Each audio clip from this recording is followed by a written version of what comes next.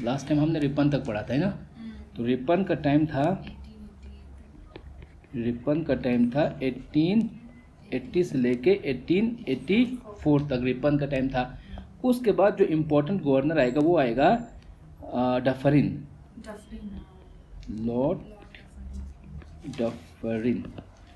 वो आता है 1884 से लेके 1888 तक। कहाँ तक? 84 से लेके 88 तक। इसके टाइम पे दो इम्पोर्टेंट इवेंट्स होंगे। एक थर्ड एंग्लो बर्मा वॉर,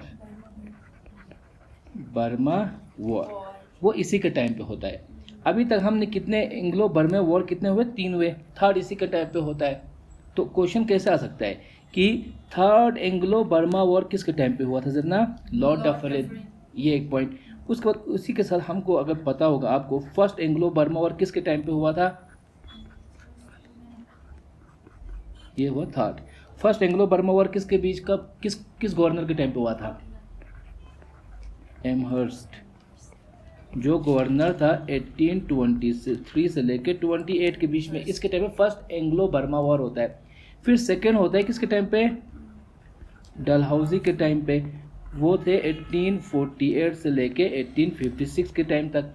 और जो थर्ड और ये जो डलहौजी था ये लोअर बर्मा को कैप्चर करता है। लोअर बर्मा को जो है वो कैप्चर कर देता है। कौन? डलहौजी। और थर्ड एंग्लो बर्मा वॉर होता है किसके टाइम पे? डफरिन के टाइम पे, जो गवर्नर होता है 1884 से लेके 88 के बीच में। और ये जो है अपर बर्मा को कैप्चर कर देगा। अपर बर्मा को जो इस तरह से जो है कंप्लीट जो बर्मा है ब्रिटिश जो किंगडम या ब्रिटिश टेरिटरी के अंडर कब आएगा? 18 इसके टाइम पे, डफरिन के टाइम पे कंप्लीट जो बर्मा जो है वो इसके अंदर आएगा, इंडियन एम्पायर के अंदर, या इंडियन ब्रिटिश टेरिटरी के अंडर आएगा। तो ये एक पॉइंट याद रखना है किसके रिलेटेड? डफरिन के रिलेटेड। क्लियर है ये पॉइंट? तो क्वेश्चन कैसे आ सकते हैं इसमें? क्वेश्चन एक आ सकता है कि डफरिन का टेन्योर क्या था 84 से 88 के बीच में। दूसरा क्वेश्चन होता है कि डफरिन के टाइम पे क्या हुआ था? Third Anglo Burma war. और जो बाकी फर्स्ट एंग्लो बर्मा वॉर इसके टाइम पे, सेकंड डलहौजी के टाइम पे, थर्ड डफरिन के टाइम पे। सेकंड में उसने अपर लोअर बर्मा को कैप्चर किया था, थर्ड में इसने पूरा अपर बर्मा को कैप्चर करके पूरा बर्मा किसके अंडर आ गया? ब्रिटिश इंडिया के अंडर आ गया। यहाँ तक क्लियर है? और दूसरा जो सबसे इंपॉर्टेंट इवेंट होता है किसके टाइम पे? डफरिन के टाइम पे। वो होता है formation of Indian National Congress. यहाँ से सब हर एक पॉइंट एक एक क्वेश्चन होगा, ठीक है। तो इसलिए हर एक पॉइंट को याद रखने की कोशिश करो। यहाँ से हर एक पॉइंट इंपॉर्टेंट है। फर्स्ट क्वेश्चन आ गया, इंडियन नेशनल कांग्रेस कब बना था? 1885 में। किसके टाइम पे? लॉर्ड डफरिन के टाइम पे। ये एक क्वेश्चन हो गया, इंडियन नेशनल कांग्रेस कब बना था? 85 में, लॉर्ड डफरिन गवर्नर या वाइसरॉय के टाइम पे। ये उसके बाद इसको बनाने में जो मदद किया था, एक था, देखो अभी तक क्या हो रहा था इंडिया में, अगर हम इंडिया का मैप लेके चलें इस तरह से, तो यहाँ पे कोई लोग फ्रीडम स्ट्रगल के लिए लड़ रहे थे, यहाँ मुंबई में कोई कुछ कर रहे, मद्रास में कोई कुछ, नॉर्थ में कोई कुछ, तो ये सेग्रीगेटेड था, है कि नहीं। अब यहाँ पे एक प्लेटफॉर्म मिल रहा है सब फ्रीडम फाइटर्स को, जो भी फ्रीडम फाइटर्स या फ्रीडम के रिलेटेड जो भी मतलब एक्टिव थे लोग, जो बंगाल में हो, बॉम्बे में हो, जहाँ पे भी हो, अब उनके लिए एक प्लेटफॉर्म मिलेगा।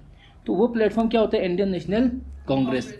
इसको बनाने में जो मदद की थी, डफरिन को लगता था ये तो एकदम बेकार की वो है, माइनॉरिटी ऑफ हिंदूज टाइप का कुछ एक इस डफरिन इंडियन नेशनल को कहता था, इसको याद रखो, माइक्रोस्कोपिक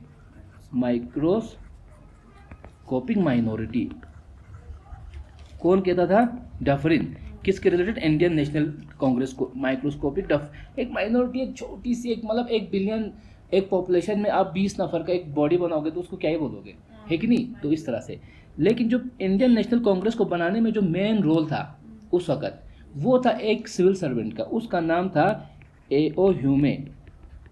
क्या था? A.O. ऑक्टाविन समथिंग ह्यूमे था उसका नाम। तो इस सिविल सर्वेंट का सबसे इंपॉर्टेंट रोल होता है इंडियन नेशनल कांग्रेस को बनाने में। क्लियर है ये पॉइंट? डफरिन खुद तो चाहता नहीं था, लेकिन इसने उसको कन्विंस किया, जो A.O. ह्यूमे था उसने कन्विंस करा इंडियन नेशनल कांग्रेस बनाने के लिए। तो इस तरह से 1885 में इंडियन नेशनल कांग्रेस बनता है। अब इसी तरह में यहाँ पे एक चीज़ बताता हूँ, 1885 में क्या बना? Indian National Congress. उसी के एग्जैक्ट 100 बार 1985 में एक बॉडी बनी थी। कौन सी बनी थी? इंटरनेशनल ऑर्गेनाइजेशन एक बनी थी। किसी को याद है? हमने कहा 1885 में क्या बना इंडियन नेशनल कांग्रेस। उसके एग्जैक्ट 100 साल बाद 1985 आ गया। 1985 में एक इंटरनेशनल ऑर्गेनाइजेशंस बनी थी, किसी को याद है? SAARC, सार्क बनी थी। इसका हेडक्वार्टर कहाँ पे है? न्यूयॉर्क। अच्छा बस, वेरी गुड। कहाँ? काठमांडू। कहाँ? न्यूयॉर्क। न्यूयॉर्क अलिप्स। तो सार्क तो साउथ एशिया का बॉडी है। और इसके कितने मेंबर्स थे? 8 मेंबर्स थे, जिसको याद रखने के लिए मैंने आपको एक वो बताया था, MBBS पेन। तो ये 8 मेंबर्स थे, यहाँ पे हम नहीं जाएंगे। तो 85 में इंडियन नेशनल कांग्रेस बना, ठीक है। तो उसको बनाने में सबसे इंपॉर्टेंट रोल किसका था? A.O. ह्यूमे का था। ये पॉइंट क्लियर है। अब जब इंडियन नेशनल कांग्रेस बना तो यहाँ पे 3 थ्योरीज आती है। जब इंडियन नेशनल कांग्रेस बन गया, अभी क्या चल रहा था 85 के बीच में इंडिया में जो एक पॉपुलर मूवमेंट चल रही थी, एक नेशनलिज्म मूवमेंट चल रही थी कि नहीं चल रही थी?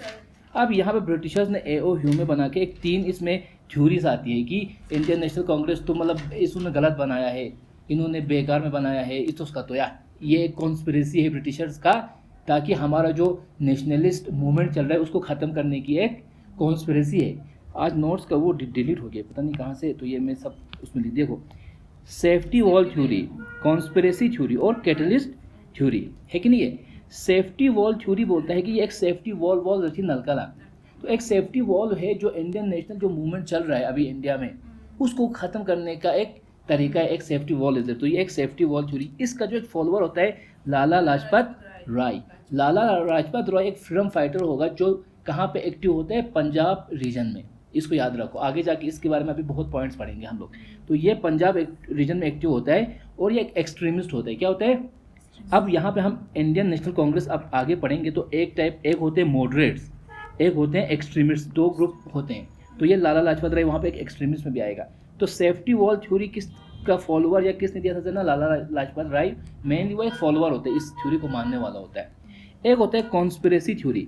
RP दत्त लिखा हुआ है ना यहाँ पे, RP दत्त कहता है कि ये जो इंडियन नेशनल कांग्रेस बनी है ये ब्रिटिश की एक कॉन्स्पिरेसी है, हमारे जो इंडियन नेशनल मूवमेंट को खत्म करने की एक कॉन्स्पिरेसी है जरिए। RP दत्त। तो क्वेश्चन किस तरह आएगा? देखो, उस एक आती है कैटलिस्ट थ्योरी।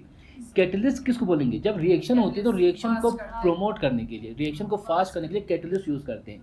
तो ये भी बिपिन चंद्र पाल बोलते हैं ये कैटलिस्ट थ्योरी देता है। मीन्स कि अब क्या होगा कि जो फ्रीडम फाइटर थे या जो हमारे ये थे, क्या बोलेंगे, जो इंडियन नेशनलिस्ट थे, ये लोग अलग अलग जगहों पे टुकड़ों में काम कर रहे थे, कोई उधर कर रहे, कोई उधर, कोई, तो एक कनेक्ट मतलब एक कलेक्टिव एक फोर्स नहीं थे, वो लोग अलग अलग से काम। अब एक वहाँ पे, एक वहाँ, एक इधर काम करेगा, उससे अच्छा है कि सब मिल के एक काम करे। तो ये क्या करेगा? ये इंडियन नेशनल कांग्रेस एक प्लेटफॉर्म प्रोवाइड करेगा जहाँ पे हर एक पार्ट से जो नेशनलिस्ट थे वो मिल के आएंगे और फिर एक साथ अपनी मूवमेंट को आगे ले जाएंगे। तो बहुत ज़्यादा पावरफुल हुआ कि नहीं हुआ?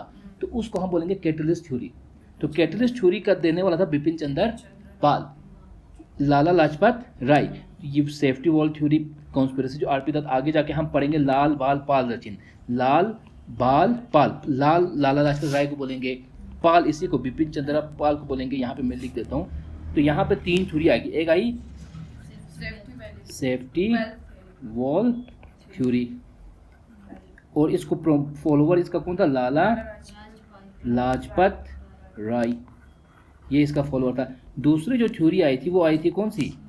Conspiracy theory, conspiracy theory, RP Dutt, इसका जो एक प्रोमोटर था या फॉलोअर था। तीसरी आती है कौन सी? कैटलिस्ट थ्योरी, कैटलिस्ट थ्योरी, और इसका जो प्रोमोटर या फॉलोअर था कौन था? बिपिन चंद्र पाल। और यहाँ पे हमने 2 चीज़ें पढ़ी, एक यहाँ पे लाल, एक बाल पाल। तो बाद में हम वो इंडियन जो नेशनल कांग्रेस है वो आगे जाके मॉडरेट्स और एक्सट्रीमिस्ट में डिवाइड होती है। मॉडरेट्स मतलब जो आहिस्ता आहिस्ता, ठीक है यार दल बसंगाते बागुशिन चर्चा, मॉडरेट हो गए। एक हो गए नहीं यार, इनको फेंक दो उठा के सबको, क्या आहिस्ता आहिस्ता करते हो, जर खंची गाया मतलब ना जोशीले, इनको मतलब वो कर दो, ख़त्म कर दो इन अंग्रेज़ों को, तोशिक, इनको आज ही निकाल के फेंक दो तोशिक, उसमें से एक्सट्रीमिस्ट। तो इसमें 3 नाम आते हैं जिसको हम बोलते हैं लाल बाल पाल, जरे आगे जाके फेमस हो जाते हैं ये लोग, ठीक है। तो इसमें से दो के हमने आज यहाँ पे पढ़ा, एक तो लाला लाजपत राय हुआ, लाला लाजपत राय। अभी हमने यहाँ पे जो सेफ्टी वॉल थ्योरी का प्रोमोटर है, पाल कौन हुआ, बिपिन चंद्र पाल, बिपिन चंद्र पाल। ये हो गया जो कौन ये कैटलिस्ट थ्योरी, ये होता है बाल होता है बाल गंगाधर तिलक, इसका हमने पढ़ा भी था, बाल गंगाधर नाम सुना है कभी, गंगाधर, हाँ। गंगाधर ही शक्तिमान है ना। तो वो चीज़ बाल, ये तीनों एक्सट्रीमिस्ट होंगे। तो यहाँ पे ये 3 पॉइंट्स याद रखने आपने, जो यहाँ पे हमारे साथ है, safety wall theory, conspiracy theory और कैटलिस्ट थ्योरी। तो इंडियन नेशनल कांग्रेस जब बनी थी तो कुछ अलग अलग उनके रिलेटेड व्यूज़ थे। कुछ कहते थे कि ये एक कैटलिस्ट की तरह काम करेगा, अच्छी बात है। कुछ कहते थे नहीं, ये एक सेफ्टी वॉल है, नेशनल मूवमेंट के अगेंस्ट एक कॉन्स्पिरेसी है। तो इस तरह से ये 3 पॉइंट्स आपने याद रखने। ये क्लियर हुआ यहाँ तक। Yes, sir. उसके बाद हम पढ़ेंगे सेशंस। अब नेशनल कांग्रेस बन गया, अब नेशनल कांग्रेस एक बॉडी बन गई, बनी कि नहीं बनी। अब यहाँ पे क्या होगा कि हर साल इंडियन नेशनल कांग्रेस एक सेशन रखेगी, एक मीटिंग रखेगी, जो साल के एंड में होता है, दिसंबर के टाइम पे। वहाँ पे क्या होगा, एक प्रेसिडेंट होगा, एक जगह पे मीटिंग होगी, तो वो सेशन हुआ, और वहाँ पे फिर वो नेक्स्ट ईयर हमारी क्या पॉलिसी रहेंगी, हमारा जो मूवमेंट है उसके रिलेटेड क्या क्या चीज़ें हम करेंगे ज़रे, उस तरह से एक मीटिंग होती है हर साल दिसंबर के टाइम पे या नवंबर दिसंबर के टाइम पे। 2-3 दिन के लिए एक मीटिंग होगी, तो उन्होंने Indian National session, Congress session ज़रे। अब यहाँ पे क्वेश्चन आते हैं, कौन सा कांग्रेस सेशन कहाँ पे हुआ था और उसका प्रेसिडेंट कौन था, ये पॉइंट्स क्वेश्चन आएंगे। तो अब हम थोड़े इंपॉर्टेंट सेशंस के बारे में यहाँ पढ़ेंगे। तो हमने क्या बोला, इंडियन नेशनल कांग्रेस कब बनी थी, 1885 में इस्टेब्लिश हुई थी, ये पॉइंट क्लियर हुआ। अब जो इसका फर्स्ट सेशन होगा, फर्स्ट सेशन कब होगा, 1885 में होगा। एट द रेट कहाँ पे होगा जरना, बॉम्बे में। कहाँ पे होगा, क्वेश्चन आएगा कि फर्स्ट सेशन कहाँ पे हुआ था, बॉम्बे में। दूसरा क्वेश्चन आएगा उसका जो प्रेसिडेंट था वो कौन था फर्स्ट सेशन का, वो था उमेश चंद्र बनर्जी, BONERJEE, उमेश चंद्र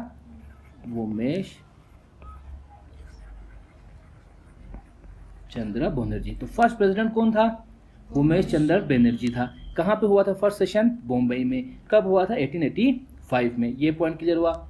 तो मेनली उस वक्त सेशन होंगे ज़्यादा कलकत्ता में, बॉम्बे में और मद्रास में, ये 3 सेंटर हुए ब्रिटिशर्स के। फिर बाकी थोड़े जगहों पे भी होते हैं, लेकिन मेन वहीं पे होते हैं ज़्यादा सेशन। उसके बाद जो सेकंड सेशन है, यहाँ पे हर एक पॉइंट क्वेश्चन है, देखो अच्छे से याद रखना। 1886 में होगा, कहाँ पे होगा, कलकत्ता में। दूसरा सेशन होगा कलकत्ता में, और वहाँ पे जो प्रेसिडेंट होगा वो होंगे दादा भाई नौरोजी। कौन होगा, दादा भाई नौरोजी। ये होंगे सेकंड इंडियन नेशनल कांग्रेस के प्रेसिडेंट। और ये जो दादा भाई नौरोजी हैं, ये एक कौन है, पारसी होते हैं, पारसी होते हैं। तो first Parsi Indian National Congress का प्रेसिडेंट कौन हुआ, दादा भाई नौरोजी। और एक पॉइंट याद रखना, इनको कहते हैं ऑल्सो कॉल्ड एज, पारसी एक रिलीजन होता है। हमने माइनॉरिटी रिलीजन से फंडामेंटल राइट्स के टाइम पे मैंने पढ़ाया था। रसंगता मुस्लिम एक माइनॉरिटी रिलीजन है कि नहीं है, सिख तो नहीं है, वैसे जैनिज्म एक माइनॉरिटी रिलीजन है, बुद्धिज्म एक माइनॉरिटी रिलीजन है। हमने जब पॉलिटी पढ़ा था तब मैंने बोला था माइनॉरिटीज़, तब 2 टाइप के माइनॉरिटीज़ की बात करी थी, एक लिंग्विस्टिक माइनॉरिटी, एक रिलीजियस माइनॉरिटी, जस्ट ना। और उस तरह से कितने रिलीजियस माइनॉरिटीज़ हैं इंडिया में, तो ये एक रिलीजियस माइनॉरिटी है। तो इंडिया में रिलीजियस माइनॉरिटी कितने हैं, रिलीजियस जो माइनॉरिटीज़ हैं वो कितने हैं, बोलो। तो ये आपके लिए क्वेश्चन है आज, कितने रिलीजियस माइनॉरिटी रिलीजन कितने हैं वो देख लेना, और उनके नाम भी मुझे ग्रुप में डाल देना। क्लियर है। तो ये पारसी एक रिलीजियस माइनॉरिटी हो। अब ये दूसरा पॉइंट, इनको बोलते हैं grand old man of India, grand old man of India. किनको कहा जाता है, दादा भाई नौरोजी को grand old man of India भी कहा जाता है, ये पॉइंट याद रखो। और फर्स्ट पारसी जो इंडियन नेशनल प्रेसिडेंट थे कांग्रेस INC के जो प्रेसिडेंट फर्स्ट पारसी कौन थे, यही दादा भाई नौरोजी। ये पॉइंट क्लियर है। और ये जो है बंदा पहले, ये देखो इसके बारे में सुनो, ये सारे पॉइंटर क्वेश्चन है अपने आप में। ये जो है UK में रहते थे, लंदन में रहते थे पहले, वहाँ पे एक बिजनेसमैन थे लंदन में। और अभी यहाँ पे अगर हम देखें, यहाँ पे आ जाओ, इंडियन 1885 में इंडियन नेशनल कांग्रेस बना कि नहीं बना, उससे पहले ये बंदे लंदन में रहते थे। जो लंदन का इवन पार्लियामेंट है वहाँ पे भी ये एक टाइप के मेंबर रह चुके हैं। वहाँ पे एक वो बिजनेसमैन हुआ करते थे। क्या हुआ करते थे, एक बिजनेसमैन है, एक मतलब इकोनॉमिस्ट टाइप, एक बिजनेसमैन टाइप है। इन्होंने फिर जब लंदन में थे वहाँ पे उन्होंने एक ऑर्गेनाइजेशन बनाई थी इंडिया के फ्रीडम के लिए, या इंडिया के जो मतलब हालात है उनकी बेहतरी के लिए। वहाँ पे वो मूवमेंट एक चला रहे थे। कहाँ पे? लंदन में। वो था 1867 में। जब वो लंदन में हुआ करते थे तो वहाँ पे उन्होंने एक ऑर्गेनाइजेशन बनाई थी जिसका नाम था ईस्ट इंडिया एसोसिएशन। क्या था? East India association. किसने बनाई थी? फाउंडेड बाय दादा भाई नरोजी। डीएनबी मीन्स दादा भाई नरोजी ने बनाई थी। कब बनाई थी? इन 1867। क्लियर है ये पॉइंट? और उसी टाइम पे जब वो वहाँ पे ये सब बना रहे थे, वहाँ पे वो क्या कर रहे थे? ब्रिटिशर्स के लोगों को इन्फ्लुएंस कर रहे थे कि अपने गवर्नमेंट को बताए भाई हमारे वहाँ पे जो रूल कर रहे हो वहाँ पे अच्छी चीज़ें लाया करो, थोड़ा लोगों के लिए मदद करो। तो उसका तो जरा आया। तो क्वेश्चन क्या आएगा? क्वेश्चन आएगा ईस्ट इंडिया एसोसिएशन किसने बनाई थी? वो दादा भाई नौरोजी ने। कब बनाई थी? 1867 में। कहाँ पे? वो लंदन में। इसी तरह इसी नाम की एक एसोसिएशन आती है। यहाँ पे क्या था? ईस्ट इंडिया एसोसिएशन, है ना। अब यहाँ पे आगे जाके हम अब यहाँ पे आएंगे 1875 में। कल मैंने एक बात बताई थी, 1875 में ग्रुप में किसी ने डाला था? शिशिर कुमार घोष डाला था। हाँ, तो उसने तो यहाँ पे 1876 में एक ऑर्गेनाइजेशन बनती है इंडियन एसोसिएशन। इंडियन एसोसिएशन देखो, अभी इंडियन नेशनल कांग्रेस तो एक बड़ी बॉडी बन गई। उससे पहले भी बंगाल में छोटी सी एक बॉडी थी जो मूवमेंट चल रही थी। बंगाल में, पंजाब में एक ऑर्गेनाइजेशन थी, है ना। तो ये जो देखो, ये जो मैंने ईस्ट इंडिया कहा, ये कहाँ पे थी? लंदन में। ये जो है ये दोनों, जैसे कि यहाँ पे इंडियन लीग, कल मैंने ग्रुप में भी डाला था, इंडियन लीग थी। किसने किया था ये फाउंड? शिशिर कुमार घोष ने किया था। उसी के नेक्स्ट साल ये सब बंगाल में थे। एक और ऑर्गेनाइजेशन इंडियन एसोसिएशन। क्या था? Indian association. यहाँ पे देखो, यहाँ पे था ईस्ट इंडिया एसोसिएशन। ये क्या है? इंडियन एसोसिएशन या India association.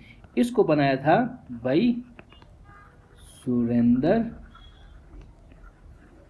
Nath Banerjee and Ananda Mohan Bose.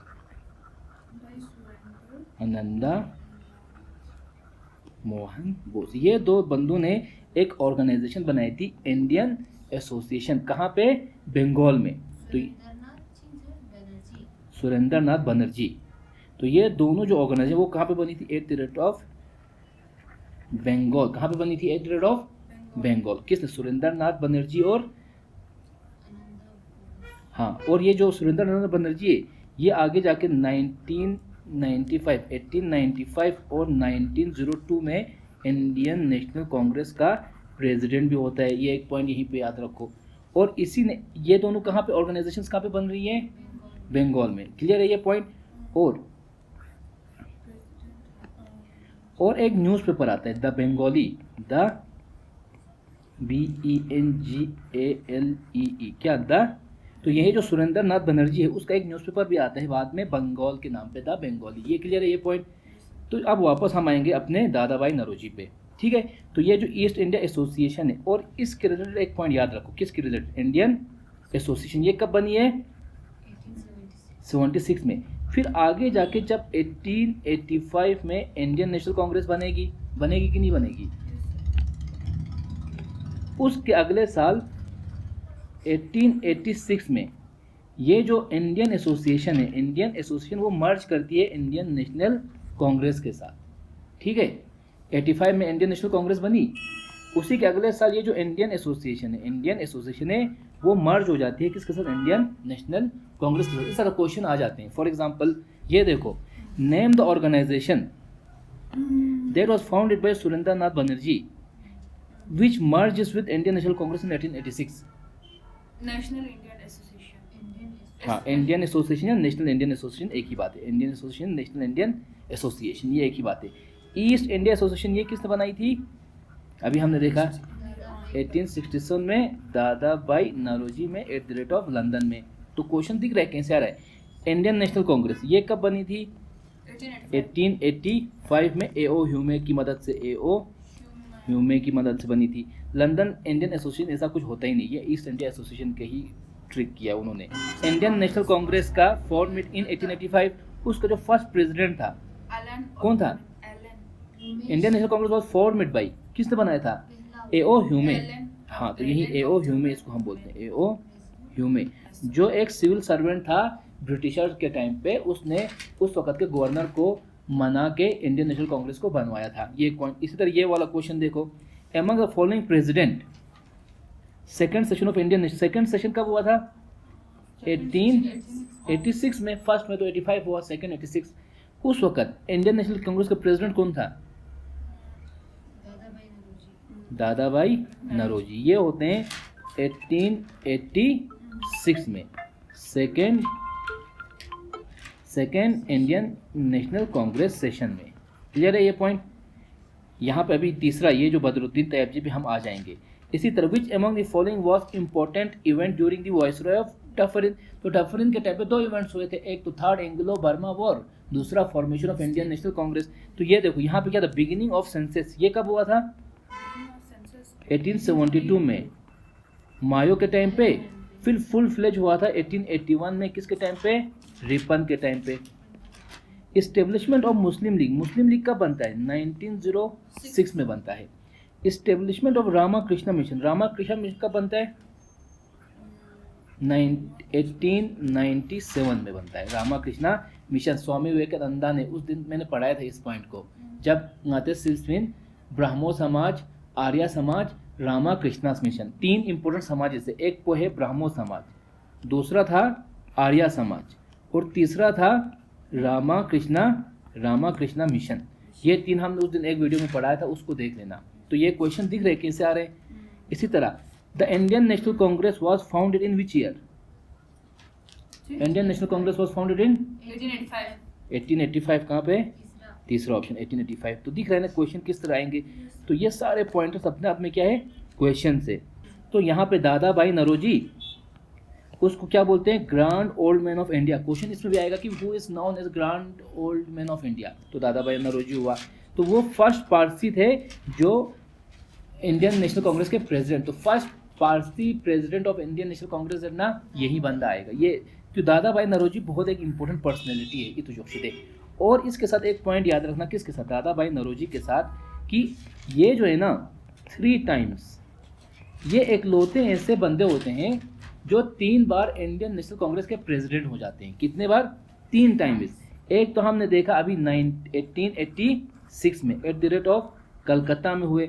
दूसरा होते हैं ये 1893 में eight the rate of Lahore.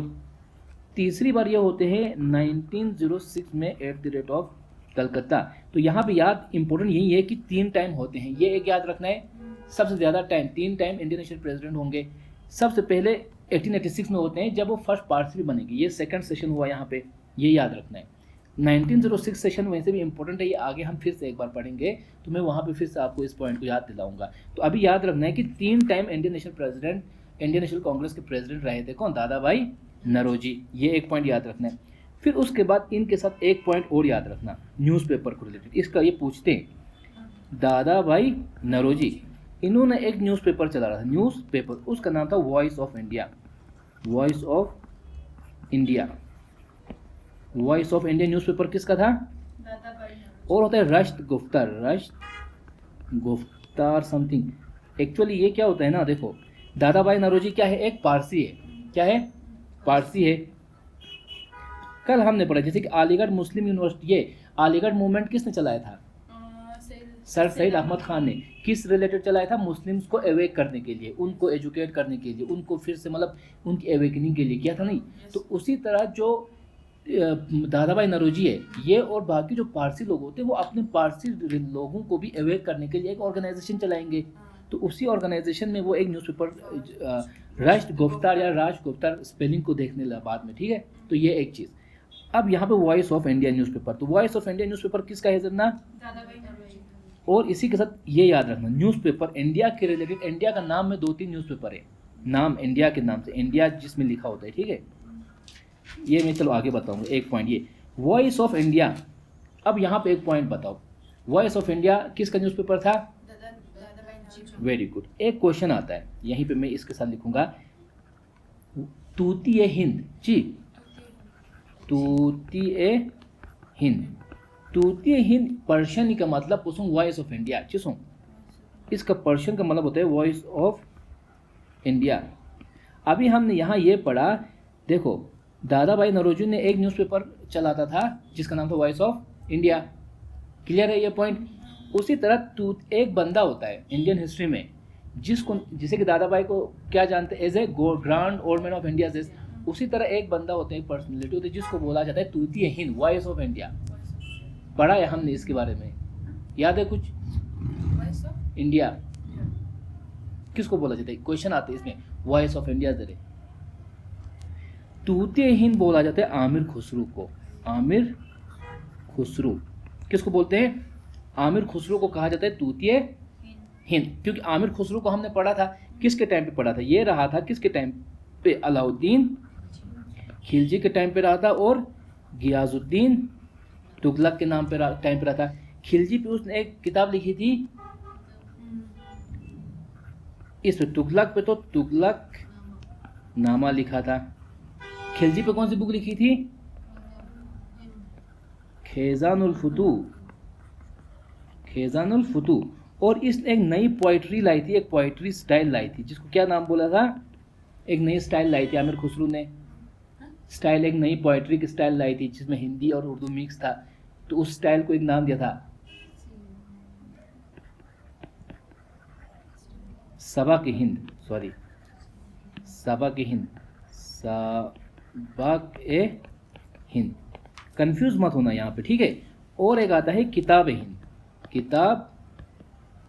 किताबुल Hind, वो किसने लाई थी? किताब हिंद है ना, अल-बिरूनी। अल बिरूनी। वो किसके कोर्ट में रहा करता था?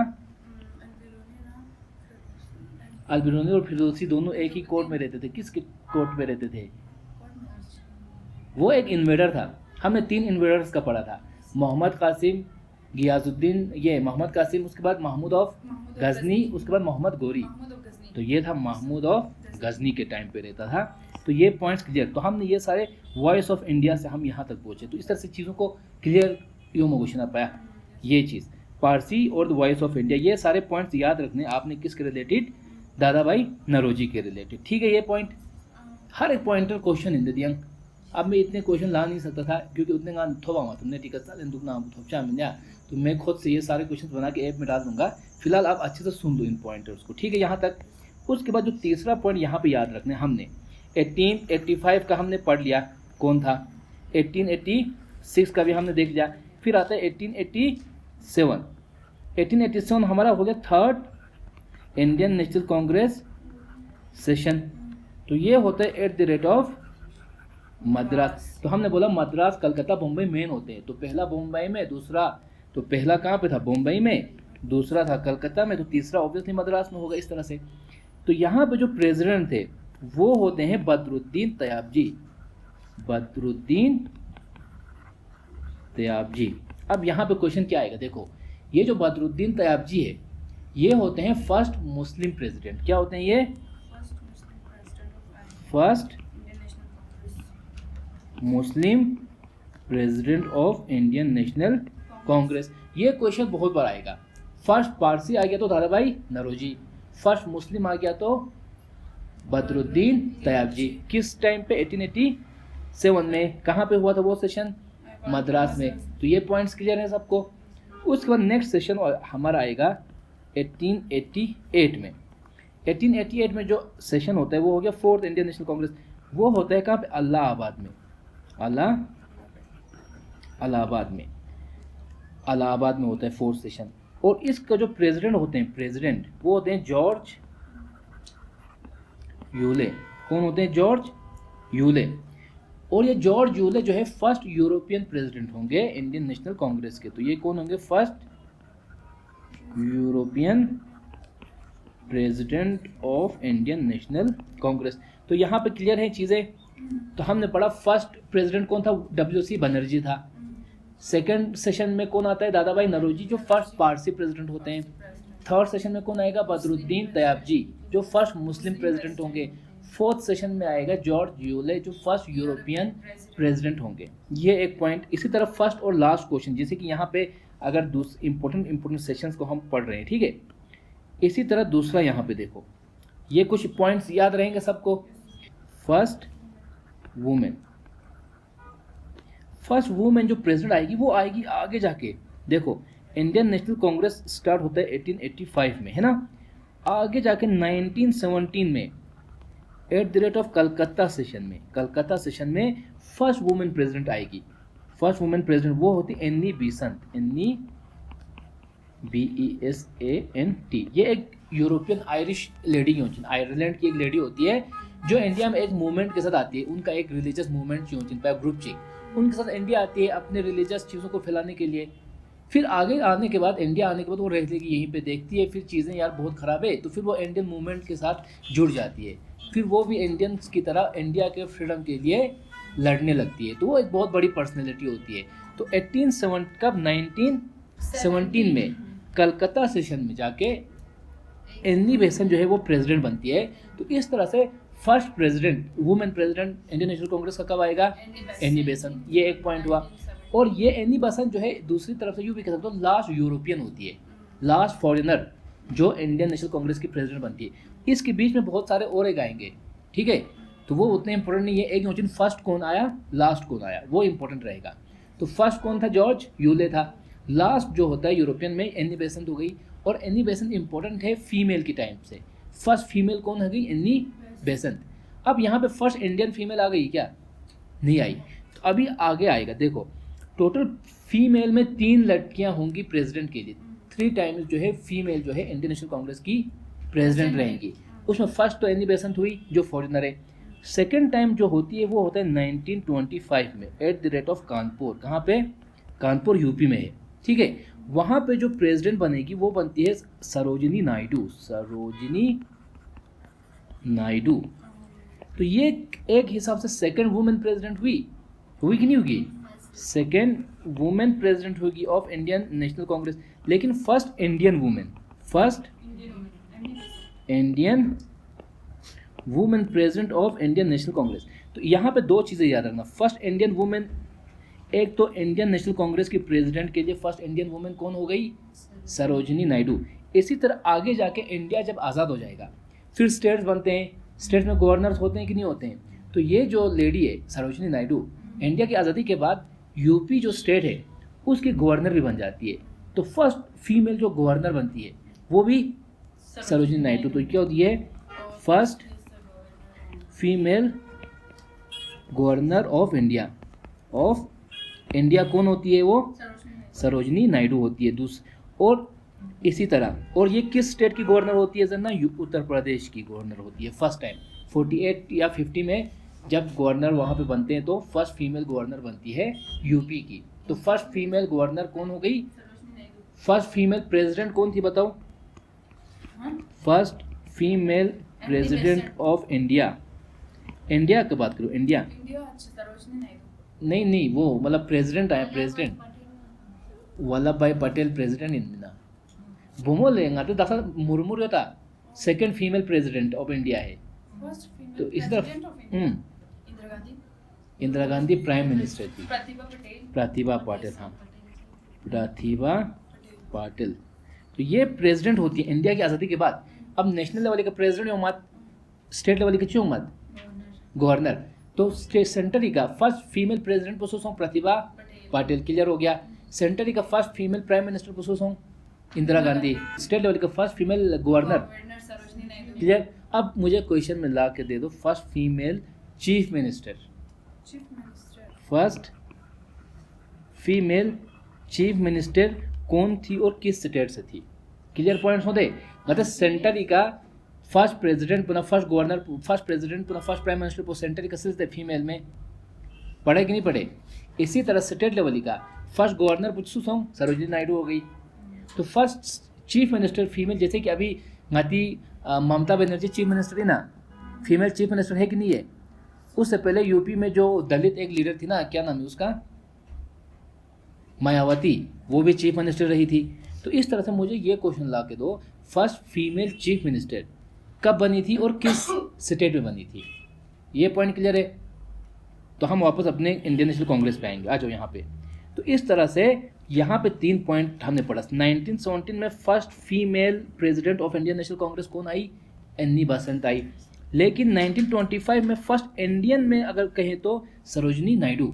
और सरोजिनी नायडू से इस तरह से टोटल लड़कियां जो है, फीमेल जो है इंडियन नेशनल कांग्रेस को 3 बार प्रेसिडेंट बनता है। कितने बार? 3 बार। तो एक तो हमने ये पढ़ लिया एनी बेसेंट को, दूसरी कौन थी? सरोजिनी नायडू। और जो तीसरी लेडी आएगी वो आएगी 1933 में eight the rate of Calcutta में। उनका नाम होता है नीली सेन गुप्ता। नीली सेन गुप्ता, स्पेलिंग देख लेना अपने से, ठीक है। तो वो उतना इंपॉर्टेंट है नहीं, इंपॉर्टेंट ये दोनों है, एनी बेसेंट और सरोजिनी नायडू, ठीक है। और एक पॉइंट यहाँ पे याद रखो, जो ये सरोजिनी नायडू है इसके रिलेटेड 2 पॉइंट याद रखो। एक तो इसको बोलते हैं नाइट एंजल ऑफ इंडिया। इसको क्या बोलते हैं? Night angel of India. किसको कहा जाता है night angel of India? Sarojini Naidu को। ये एक पॉइंट हुआ। और ये जो सरोजिनी नायडू है, एक क्वेश्चन ऐसे भी आता है, आगे भी हम इस पॉइंट को पढ़ेंगे, लेकिन यहाँ पे टाइटल्स को रिलेटेड देखो। ये जो सरोजिनी नायडू है 1916 में, सरोजिनी नायडू जो है पाकिस्तान का जो फ्रीडम के लिए मूवमेंट चलाने वाला कौन था? जिन्ना। जिन्ना था कि नहीं? तो ये जो 1916 में भी सेशन होगा, वहाँ पे सरोजिनी नायडू जो है मोहम्मद अली जिन्ना को एक टाइटल देती है ambassador of Hindu Muslim unity. Hindu Muslim unity. अब यहाँ पे क्वेश्चन इस तरह से बनेगा, ये जो जैसे कि नाइट एंजल ऑफ इंडिया स्वाजिरबाद Sarojini Naidu, grand old man of India स्वाजिरबाद Dadabhai Naoroji. Very good. इसी तरह ambassador of Hindu Muslim unity का टाइटल किसको दिया था? जिन्ना को दिया था। एक पॉइंट किसने दिया था? सरोजिनी नायडू ने दिया था। कब दिया था? 1916 सेशन में दिया था, लखनऊ में होता है। आगे भी हम इसको पढ़ेंगे, लेकिन अभी इतना पॉइंट्स याद रखो। तो यहाँ पे सरोजिनी नायडू को दूसरा टाइटल क्या था? नाइट एंजल ऑफ इंडिया, है कि नहीं? तुझे तो आधी टाइटल होती तो लुशा होगा। कॉम्प्लेक्स का तो छमे था कॉम्प्लेक्स। यार तुम लोगों को टफ तो नहीं लग रहा है ये सब चीज़ें? क्योंकि मैं कनेक्ट कर रहा हूँ चीज़ों को, जो रिलेटेड चीज़ें हैं सब एक साथ ला के बोल रहा हूँ। हाँ, डेट्स थोड़ा लगेगा, बाकी चीज़ें मतलब एनी बेसेंट, सरोजिनी नायडू, नील सेनगुप्ता, इनमें से इन 2 इंपॉर्टेंट, इनको याद रखना है। क्लियर है यहाँ तक? तो एनी बेसेंट को आपने सुन लिया अच्छे से। अभी हमने पढ़ा था अपना दादा भाई नौरोजी, उसने कौन सा न्यूज़पेपर लाया था? उसने वॉइस ऑफ इंडिया। किसने लाया था? दादा तो क्वेश्चन आता है वॉइस ऑफ इंडिया किसने लाया? उसी तरह एनी बेसेंट जब इंडिया आ गई तो इंडिया फ्रीडम के लिए लड़ने लगी, है कि नहीं? तो ये एनी बेसेंट जो है आगे जाके भी हम पढ़ेंगे। तो एनी बेसेंट के साथ आपको तो 2-3 पॉइंट याद रखने। एक याद रखना है, ये इंडिया अब मूवमेंट के लिए न्यूज़पेपर में लिखने लगेगी, ये इंडिया के हक में। तो ये इसके 2 न्यूज़पेपर होते थे, 2 न्यूज़पेपर होते थे। किसके? एनी बेसेंट के। एक का नाम था न्यू इंडिया, एक का नाम था कॉमनवेल्थ गेम्स और बिना। कॉमनवेल्थ एक ग्रुपिंग होता है, जैसे कि दक्षा इंडिया पहले किसका पार्ट था? ब्रिटिशर्स का पार्ट था कि नहीं था? उसके बाद आज़ाद हो गया। इसी तरह से इंडिया आज़ाद हुआ 47 में। तो 47 से पहले ब्रिटिश के अंडर बहुत सारे कंट्रीज थे। अफ्रीका में होंगे 15-20 कंट्री, जैसे कि आज का जो ऑस्ट्रेलिया है वो भी पहले ब्रिटिश का एक टेरिटरी था।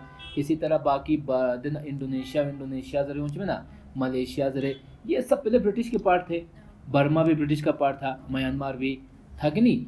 बांग्लादेश भी ब्रिटिश का पार्ट हुआ, इंडिया का था। तो ये सब किसके थे पार्ट? ब्रिटिश के। अब 47, 48, 49 के टाइम पे क्या होते हैं, ये सारे जो ब्रिटिश टेरिटरीज थे वो आज़ाद होने लगते हैं, फ्रीडम उनको मिल जाएगा। अब ये सारे जो टेरिटरी थे वो क्या हो गए? इंडिपेंडेंट हो गए। इंडिपेंडेंट आज़ाद मुल्क दान दे, लेकिन फिर भी इनका एक लिंकेज किसके साथ है? ब्रिटिश के साथ। तो उस चीज़ को याद रखने के लिए एक ग्रुप बनता है कॉमनवेल्थ जरे।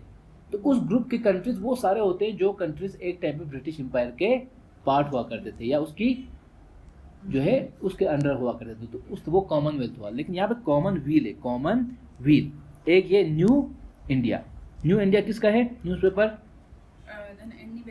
Annie Besant. तो इसी तरह हमने यहाँ पे 2-3 न्यूज़पेपर देखो। एक तो हमने पढ़ा वॉइस ऑफ इंडिया, किसका था ये? दादा भाई नौरोजी का था, ठीक है नहीं? दूसरा हमने पढ़ा न्यू इंडिया न्यूज़पेपर किसका था? एनी बेसेंट के। ए भी तानते एनी बेसेंट। तो इसी तरह एक न्यूज़पेपर होता है यंग इंडिया। क्वेश्चन आता है इसमें, यंग इंडिया, कंफ्यूज मौसम शाया, यंग इंडिया होता है महात्मा गांधी का, किसका न्यूज़पेपर होता है? महात्मा गांधी तो यहाँ पे हम पॉइंटर के थ्रू हर एक चीज़ें पढ़ेंगे, इनको मैं अलग अलग जगहों पे फिर से रिवाइज कराऊंगा आपको, तो इसलिए कंफ्यूज नहीं होना है। तो यंग इंडिया किसका न्यूज़पेपर था? गांधी गांधी के एक्चुअली 3 न्यूज़पेपर होते हैं, कितने होते हैं? एक पूछी सॉन्ग यंग यहाँ इंडिया इंडिया सॉन्ग। हमने अनटचेबिलिटी पढ़ा था, अनटचेबल्स, तो अनटचेबल्स को गांधी बोला करते थे Harijans, Harijan chin children of God, हरिजन मतलब चीन। तो ये बोला जाता था जो गांधी थे वो अनटचेबल्स के लिए भी मूवमेंट करेंगे आगे जाके, यार इनको ऐसे मत करो, इनकी भलाई के लिए उनको लड़ेंगे इंडिया के साथ, एक तो आज़ादी के लिए भी लड़ेगा, वो तो हो गया फ्रीडम स्ट्रगल, एक सोशल स्ट्रगल है जिन्हें सोशल सोसाइटी का अनटचेबिलिटी बहुत एक प्रॉब्लम है, तो उसके लिए भी गांधी लड़ने लगता है। तो उसके लिए फिर वो एक न्यूज़पेपर बनाएगा जिसके थ्रू वो अपने विचार जो है, थॉट्स जो है अनटचेबिलिटी के अगेंस्ट जो भी वो सोचता है वो फैलाएगा। तो उस न्यूज़पेपर को बोलते हैं हरिजन, हरिजन। तो ये 2 न्यूज़पेपर हैं किसके? गांधी के, यंग इंडिया और हरिजन। तो यंग इंडिया में वो ब्रिटिशर्स अगेंस्ट लिखेगा, हरिजन में वो अनटचेबिलिटी के रिलेटेड लिखेगा। ये पॉइंट्स याद रखोगे। तो यहाँ पे हमने पढ़ा वॉइस ऑफ इंडिया न्यूज़पेपर दादा भाई नौरोजी का, New India Annie Besant, Young India Mahatma Gandhi, तो ये सारे पॉइंटर्स है। एनी बेसेंट यहाँ पे मैंने लिखा है ना, एनी बेसेंट के रिलेटेड, एनी बेसेंट। तो जस्ट यहाँ पे मैं इन 3 पॉइंट्स को कनेक्ट कर रहा हूँ ताकि आपको याद रखने में आसानी हो जाए। क्लियर है यहाँ तक? तो हमने यहाँ तक क्या पढ़ा आज? वुमेन्स के रिलेटेड पढ़ा, प्रेसिडेंट जॉर्ज यूले को हमने पढ़ा फर्स्ट, और फिर यहाँ पे बदरुद्दीन तयाबजी के बारे में हमने पढ़ा। यहाँ पे और 2 इंपॉर्टेंट सेशन है, जैसे उससे पहले ये क्वेश्चन देखो, यहाँ पे ये क्वेश्चन देखो, who was the first European of Indian National Congress? First European जरना, जॉर्ज यूलियम तो ये है फर्स्ट यूरोपियन, ये हो गया फर्स्ट यूरोपियन हो गया। देखो WC बनर्जी क्या था? फर्स्ट खोराइन दे दी 1885 में, ये 1885 में आ गया, ये first president of Indian National Congress हुआ। ये जो जॉर्ज यूले आया था ये कब आया था? 1888 में इलाहाबाद सेशन में, ये याद रखो।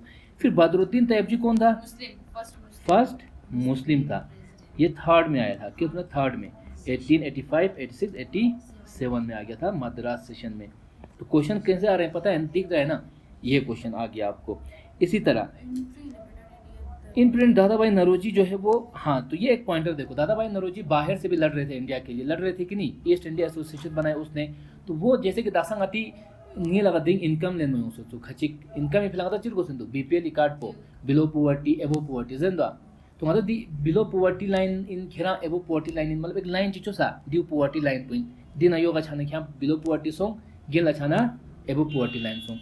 तो ये पुवर्टी लाइन का जो कंसेप्ट वो हम अभी जो यूज़ कर रहे हैं, इसको फर्स्ट टाइम जो लाया था इसी ने लाया था दादा भाई नौरोजी। उसने क्या किया, दादा भाई नौरोजी ने अराउंड 1867 और 68 के टाइम पे इंडिया में इसने पुवर्टी लाइन का कंसेप्ट लाया था। पुवर्टी लाइन, गरीब तो इंडिया पहले से ही था, अब गरीब किसको बोलोगे आप? दासा था पुअर जर्चिंदे स्व जर्चिन पुअर, इसलिए कहता कार्ड इशू बेंदो दे बीपीएल इना एपीएल इना चीन जर कार्ड इशू बेंदो, तो उदू कार्ड पुवर्टी लाइन सिस्टम को पहला सुच क्यों स्पिन इंडिया में दादा भाई नौरोजी ने लाया था। अब ये देखो first Muslim president of Indian National Congress कौन है? फर्स्ट मुस्लिम हकीम अजमल खान, ये भी आगे जाके एक प्रेसिडेंट बन जाता है, ठीक है। बदरुद्दीन तयाबजी था जो 1885-67 में जो है मद्रास सेशन में प्रिसाइड करता है, फर्स्ट मुस्लिम प्रेसिडेंट सॉन्ग। और यहाँ पे एक याद रखो अबुल कलाम आज़ाद, तो ये एक पॉइंटर याद रखो 1940 में मौलाना अबुल कलाम आज़ाद, मौलाना अबुल कलाम आज़ाद ये लास्ट मुस्लिम प्रेसिडेंट होता है इंडियन नेशनल कांग्रेस का। ये प्रेसिडेंट होता है 1940 में eight the rate of Ramgarh, Jharkhand की जगह उड़ीसा में रामगढ़ सेशन में। कहाँ पे होगा ये? रामगढ़ सेशन में अबुल कलाम आज़ाद जो है वो लास्ट मुस्लिम प्रेसिडेंट होता है इंडियन नेशनल कांग्रेस का। क्लियर है ये point? First position Badruddin Tyabji, last position Maulana Abul Kalam Azad. यहाँ तक क्लियर है ना? हाँ अब आ जाओ ये पॉइंट देखो, ambassador of Hindu Muslim unity, ये टाइटल किसको दिया गया था? 20% ने दिया। हाँ? किसको दिया था? वो पाकिस्तानी है केस। मोहम्मद अली जिन्ना को। मोहम्मद अली जिन्ना वहाँ का जो दफंगाती गाँव गांधी में था, फादर ऑफ इंडिया से दे, तो गांधी की जगह पे जैसे मतलब उसकी जैसा जो पोजीशन पाकिस्तान में है, कायदे आजम दर्जन देखो ही, उनका जो फर्स्ट गवर्नर होता है या कायदे आजम दर्जन देखो ही छोला, तो वो होता है मोहम्मद अली जिन्ना। तो जिन्ना को ambassador of Hindu Muslim unity, ये कब दिया था? 1916 में। आज़ादी बाद में होगा। देखो अभी जो है ना, ये जो जिन्ना था उस वक़्त बहुत ही मॉडरेट बंदा था, इसको पाकिस्तान से कोई लेना देना नहीं था, एकदम मॉडरेट, माना इंजॉय बेन दुखचा दारू थोन दुखन तोशी जराया।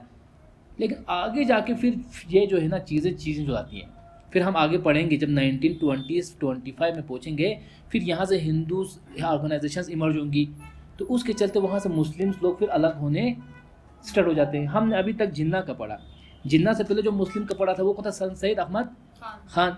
वो तो एकदम कट्टर थे ना, वो तो मतलब इंडियन मुस्लिम्स को कहते थे कि आप ये हिंदू से दूर ही रहो, ये इंडियन नेशनल कांग्रेस है, ये मूवमेंट कुछ नहीं है, ये सब बेवकूफ़ बना रहे, हम अंग्रेज़ों के साथ ही ठीक हैं, ऐसा बंदा था। कौन? सर सैयद अहमद खान। आगे जाके जो जिन्ना है वो एकदम न्यूट्रल बंदा है, वो इंडियन नेशनल कांग्रेस के साथ मिला हुआ बंदा है, जो मिल के मूवमेंट चला रहा है, तो इसलिए उसको इंडियन हिंदू मुस्लिम यूनिटी का टाइटल दिया था। किसने दिया था? सरोजिनी नायडू ने। सरोजिनी नायडू ने दिया था, मोहम्मद अली जिन्ना को दिया था। कब दिया था? 1916 में। तो यहाँ पे देखो सर सैयद अहमद खान का तो है ही नहीं, यहाँ पे इकबाल भी नहीं है, मौलाना अबुल कज़म आज़ाद भी नहीं है, ये नहीं है। इसमें आंसर क्या आएगा? मोहम्मद अली जिन्ना आंसर इसका रहेगा। इसी तरह ये क्वेश्चन देखो, who describe it Jinnah as ambassador, किसने बोला था? सरोजिनी नायडू ने कहा था इसको। कब कहा था? 1960 में, लखनऊ सेशन में, लखनऊ सेशन। और एक ये पॉइंट याद रखना, देखो यहाँ पे एक पॉइंट याद रखो, 1885 में क्या बना था? इंडियन नेशनल कांग्रेस बना था कि नहीं? आगे जाके 1906 में मुस्लिम लीग बनेगा। यहाँ तक मुस्लिम्स का कोई अपना बॉडी नहीं था। अब 6 में क्या हो गया? मुस्लिम लीग्स। अब यहाँ पे मुस्लिम लीग्स एक अलग डायरेक्शन में जाएंगे। इंडियन नेशनल कांग्रेस तो अपनी आज़ादी के लिए लड़ रहा है पहले से, लेकिन मुस्लिम्स लोग अब खुद को अलग करने की कोशिश करेंगे। फिर आगे जाके पार्टीशन ऑफ बंगाल ये सब होने के बाद आगे जाके क्या होता है? मुस्लिम्स वापस इंडिया कांग्रेस के साथ मिलने लगते हैं। फिर एक बार 1916 में, कब? 1916 जो सेशन होता है Indian National Congress session Lucknow में, कहाँ होता है? ये एक लौता ऐसा सेशन होता है जहाँ पे इंडियन नॉर्मली चीज इंडियन नेशनल कांग्रेस का इंडियन नेशनल कांग्रेस मेंबर उनमें ना यूँ में, लेकिन ये जो 1916 सेशन है वो एक लौता सेशन होता है जहाँ पे मुस्लिम लीग भी इंडियन नेशनल कांग्रेस के साथ ज्वाइन करेगा, एक साथ वो लोग वहाँ पे आ जाएंगे। तो यहाँ पे क्या होता है? इंडियन नेशनल कांग्रेस प्लस मुस्लिम लीग दोनों मिल के बैठलाते, और यहीं पे एम्बेसडर का जो टाइटल दिया है सरोजिनी नायडू ने। ये क्लियर हुआ? फिर ये क्वेश्चन है, who set up Indian independence league. ये मैंने ग्रुप में उस दिन दिया था आप लोगों को, किसी ने पढ़ा इसको? इस पॉइंट को किसी ने देखा था? राज बिहारी बोस या राज बिहारी बोस। उसमें मैंने चीज़ें कहा था, एक था इंडियन लीग, एक बॉडी होती है इंडियन लीग, ये बनी होती है 1875 में। कब बनती है? इसको बनाता है, फाउंडर होता है शिशिर कुमार घोष, शिशिर कुमार घोष। फिर आगे जाके 1928 में Indian independence, India for independence league से चिंतिला, इंडिया फॉर इंडिपेंडेंस लीग सचिन। और इसको बनाने वाले होते हैं जवाहरलाल नेहरू प्लस सुभाष चंद्र बोस प्लस एक अयंगर होता है, श्रीनिवास अयंगर। ये तीन मेनली, ये दोनों होते हैं, ठीक है। और ये तीन, और इसका जो प्रेसिडेंट होगा ये अयंगर, इसका जो है फर्स्ट प्रेसिडेंट भी होता है। कौन? अयंगर। तो ये बनाया होता है 1928 में। फिर आगे जाके 1940s में जापान में इंडियन इंडिपेंडेंस लीग बनता है। इंडियन, ये जो शिशिर कुमार घोष में दीव, ये पहले इंडिया में मूवमेंट कर रहा है इंडिया फ्रीडम के लिए। फिर अंग्रेज लोग इसको फिर पकड़ने की कोशिश करेंगे। दसांगाची एक होचिन मॉडरेट्स, एक होचिन एक्सट्रीमिस्ट। मॉडरेट युजु बेन दुक्चा, युजु बेन चिक्लास पिंचे में ना खाची होचिन युजु बेन चिक्लास पिंखन।